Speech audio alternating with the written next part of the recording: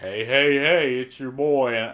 You know, I'm usually the first to shit on Twitch. Like, people forget Twitch had a CEO. His name was Emmett Shear, was it?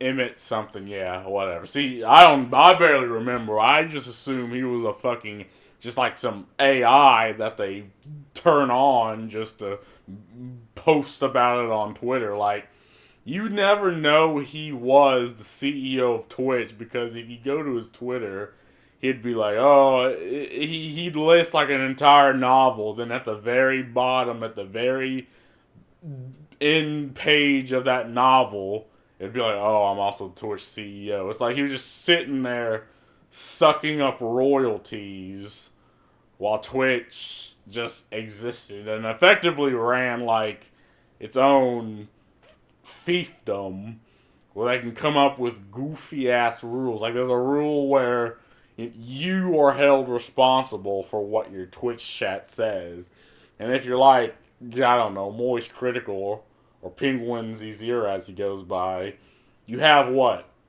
20, 10, 20,000 people, maybe even more that show up just to say hey and fuck off.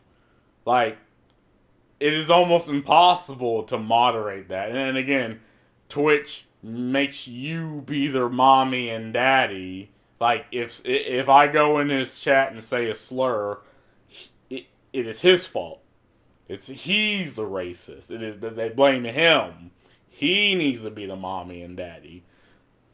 But anyway, apparently, you know what? I'll be the first to say when Twitch did a good job because apparently Twitch removed multi-streaming rules, opening creators to more platforms, which means, well, let's just get into the story because I think I clicked on the right article.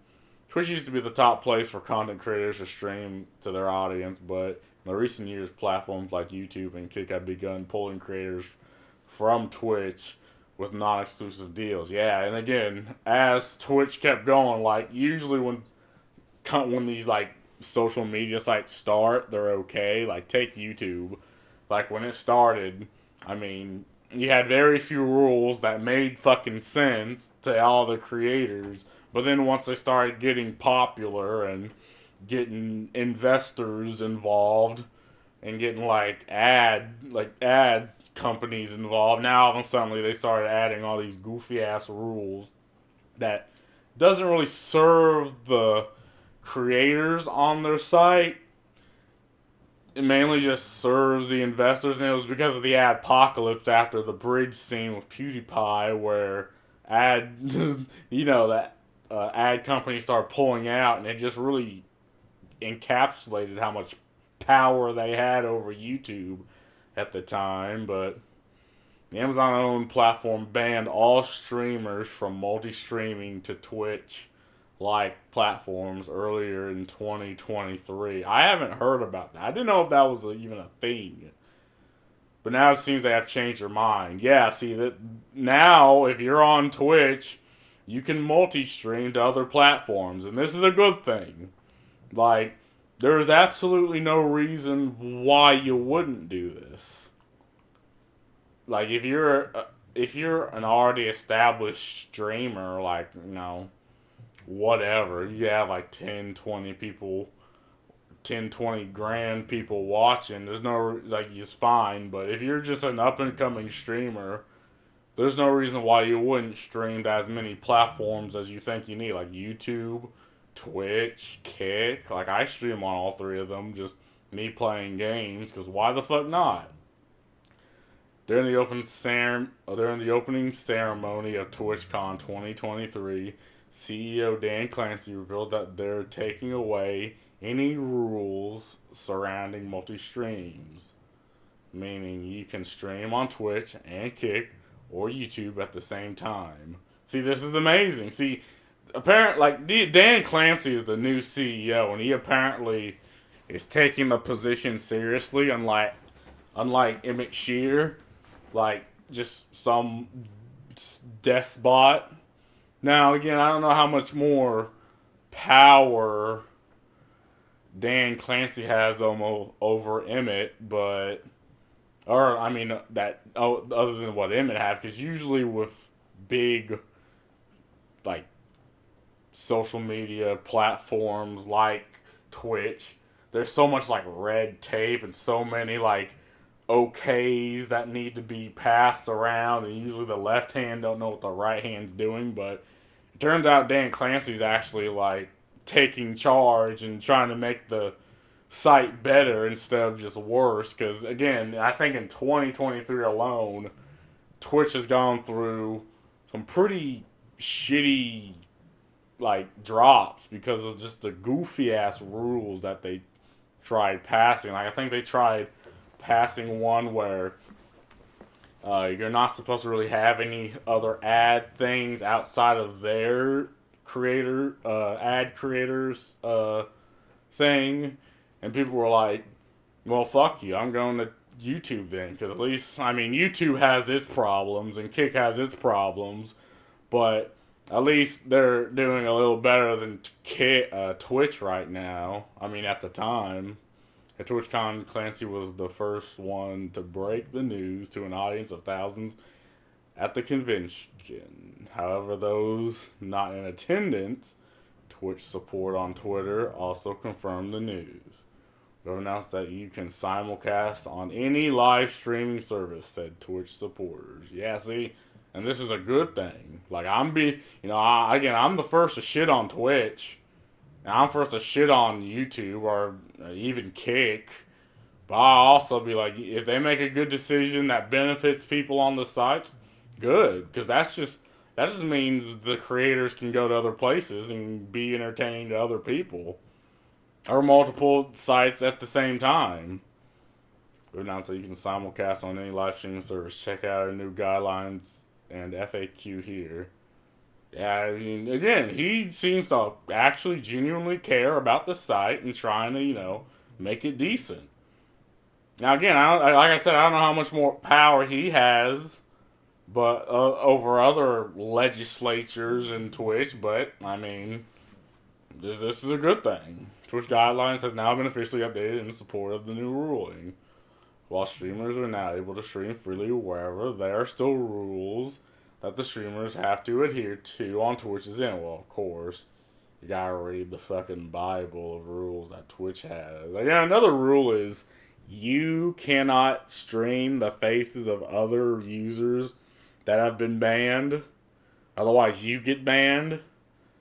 Now, I can't even begin to comprehend why that's a thing. Because what you had was, Twitch was going through this odd phase where it started banning people of particular political ideology, and all these people would do was, you know, show up on people's streams, and then they'd get banned. They'd be like, "Oh, hey, here I am," or they'd show up at TwitchCon, and that'd be so fucking wild if you were banned from Twitch and you showed up on TwitchCon and just like fucking nuked everybody, whoever was watching it. That would be the most devious lick ever. I'm not giving any ideas. Not giving any ideas. But that'd be a devious lick, as they say, as the kids say nowadays. In line with the coming change to our terms of service, we are now allowing you to simulcast to any service at Twitch. We believe it's giving you the freedom to simultaneously stream on other services, but we also want to ensure that Twitch users' experience is not compromised. That's completely understandable. I mean, you have the people on YouTube that only has a YouTube account, you have people that only have a Twitch account, and, you shouldn't have to compromise for that. Yeah, it's just goofy ass rules. Wait, what the fuck is this? Twitch CEO reveals why Aiden Ross was kicked out of Twitch. What? What was the thing with Aiden Ross? Am I about to get into something completely different? Saw popular content creator and fans travel to Las Vegas to celebrate the streaming platform, but the event did not go down without any drama. I mean, there's always drama at TwitchCon. Aiden Ross was kicked out after crashing TwitchCon with an entourage of smaller creators. The group was sporting Kick t-shirts at the time, merch from Twitch's biggest competitor, leading many to believe this may have been the reason. I mean, again, things like this are going to happen. I mean, shit like this is going to happen. I mean, well, I don't even really know what to say about it. I mean, yeah, people, they can do that.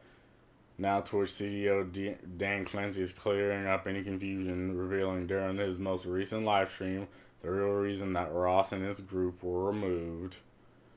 Prompting to answer questions from chat, the first person to grab Clancy's attention asked, to provide context during TwitchCon, 4 individuals purchased TwitchCon tickets wearing t-shirts of a competitor after they were asked by Twitch personnel to leave. Their accounts were banned on Twitch. What is your response to this, if you have one? Yeah, that's a genuinely good response. I mean, they are paying customers. Unless they were actively ruining the experience of the other TwitchCon goers, TwitchConies, I don't understand why they were removed. Without skipping a beat, Clancy responded, it has nothing to do with their t-shirts. Actually, there are lots of folks inside that had Kick t-shirts. For those who didn't notice, I ran into someone on the streets and high-fived them. Well, they weren't in the building. Said Clancy explained that the group was kicked out because they fraudulently obtained the tickets. Okay, well, if that's the case, fair enough. Something that goes against Twitch's policies. If you were permanently banned, then you can't get a ticket. So they use false accounts, Clancy said. That's part of the agreement when you get the tickets, that you're not going to be falsely identifying yourself. So they used another account to get the tickets. Whatever. This isn't even what I'm supposed to talk about. This is just some weird, goofy shit that came up. But anyway, my thing on Twitch opening up to simulcasting, good. Like, I think OBS has a way to simultaneously, like, you can just click one button and stream to all 3 or 4, however many sites you want, but you need to download an add-on. And then they have a way to integrate all the chats. See, I have it right here. Here's my YouTube chat, here's my Kick chat, and here's my Twitch chat. Like, it's fairly easy to do on OBS, but there's probably other ways to do it that are cleaner. But anyway, this is a good thing. Y'all have fun.